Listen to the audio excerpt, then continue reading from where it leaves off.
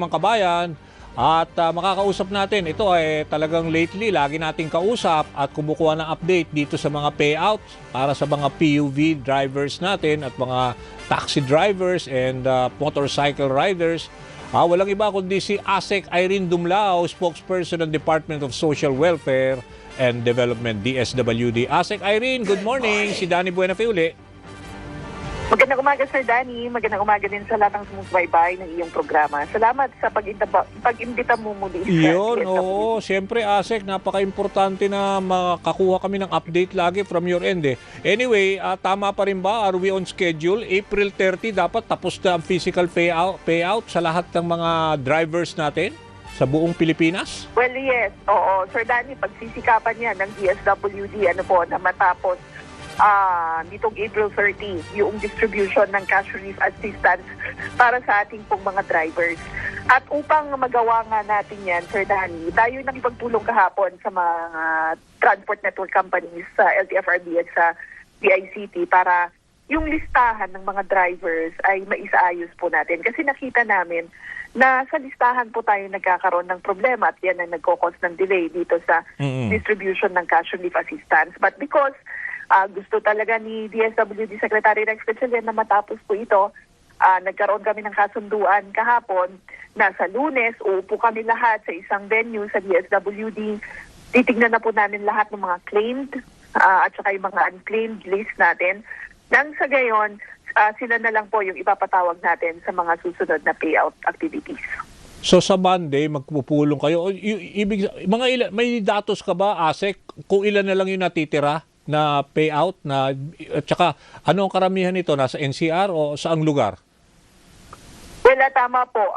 Para sa National Capital Region kasi meron pa kaming let me just check dito sa aking listahan. Yung mga Bakit pending. kasi dito sa aming pong listahan dito sa National Capital Region, more than 420,000 na po na mga drivers ang aming pong na-serve.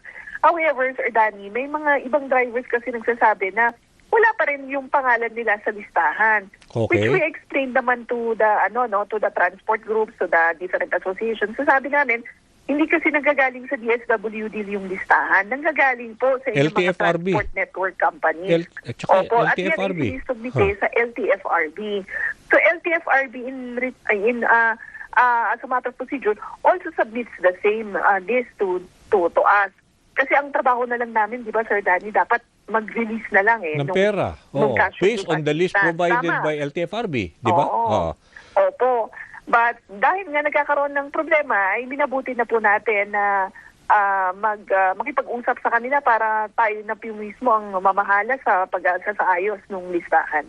Oo, kasi may info rin kasi pala dito, yung listahan din pala ng LTFRB, merong mga duplicate entries at saka mga discrepancy. So, ibig sabihin, ang sabi nga daw ni Secretary Gatchalian, kung hindi raw mabe-verify ng tama, aabot sa 2.7 billion ang pwedeng ang mga ghost drivers at pwedeng repeat beneficiaries. May mga possibility pa lang ganun, kaya masyado kayong maingat. ASEC, ganun ba? Oh, that's correct, Sir Danny. Kasi po nung isinumiti lahat, yung listahan sa DSWD, mahigit 2 million po yan na drivers.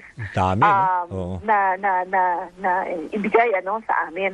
Ngayon, nung rinan po namin yung list, nag-data cleansing kami, nag-cross-matching, nakita namin na mahigit 385,000 yung duplicates. Ibig sabihin, na-encode siya twice sa aming pong system. Yung namang with issues, nasa mahigit 160 yan na may issues. Ibig sabihin, 160,000. Ibig sabihin yan, either walang birth date o wala pong middle name. Kasi kinakailangan po namin yun for the deduplication. In the process, nakita po namin na po pwedeng, pwedeng yung pangalan ko is parehong Dumlao, Irene, tapos may birth date. And then may kapangalan ako na Dumlao din, Irenea. Instead na Irene, Irenea, pero same kami ng birth date. Pareho rin kami ng middle name. So kapag yun, dapat hindi kami magbayad doon. Kasi ibig sabihin, duplicate yan na. The only way to verify if unique individuals yan is kung pupunta siya mismo, silang dalawa pupunta mismo doon sa payout site at iprepresenta yung kanila pong driver's license.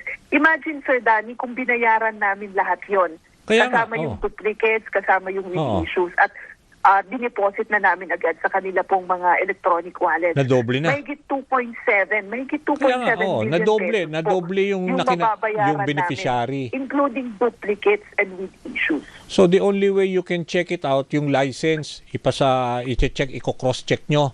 Ganon, 'di ba? Para And the physical ma-determine kung presence. talaga this is the same person or magkaiba. Yes. Oo. Tama. And they have to be present sa aming pong mga payout activities.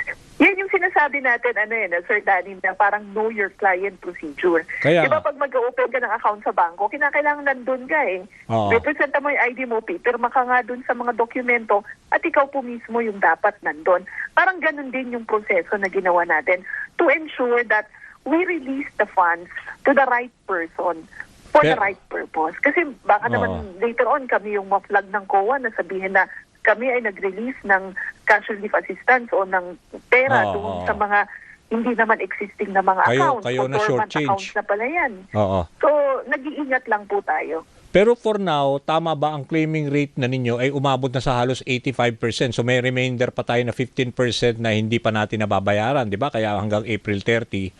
Doon naman sa doon sa nabayaran nyo na 85%, wala naman mga gano'n na siguro may nakalusot or whatever, pero wala naman na gano'n na talagang grabe na may discrepancy at nakapagbayad tayo ng doble-doble? Yeah. Actually, 80% yung redemption rate, Okay. Sir Danny. So, okay. ito, nakita nga natin, na may 20% na kabilang doon yung mga duplicates o yung mga with issues. Ito yung sinasabi ko, imagine kung nabayaran din natin to na kapag credit din tayo sa mga accounts nila, no? But, yeah, ito yung mga isinasaayos po natin. Okay. Nako, sige, basta tabayanan namin, no? At kinapusta tayo sa oras. Pero maraming salamat, ASEC, sa oras ninyo at makikibalita kami. Hopefully, before April 30, kung talagang makuha natin yung target. Tama ba? Oo. Yes, Sir Danny. Definitely, we'll provide information as we go along this process. But maraming salamat po at binigyan kami uli ng pagkakataon na makapagpaliwanag sa publiko. Sige. Okay, thank you very much. Si ASEC Irene Dumlao, spokesperson ng Department of Social Welfare and Development, DSWD. Tuloy-tuloy na tayo? Okay,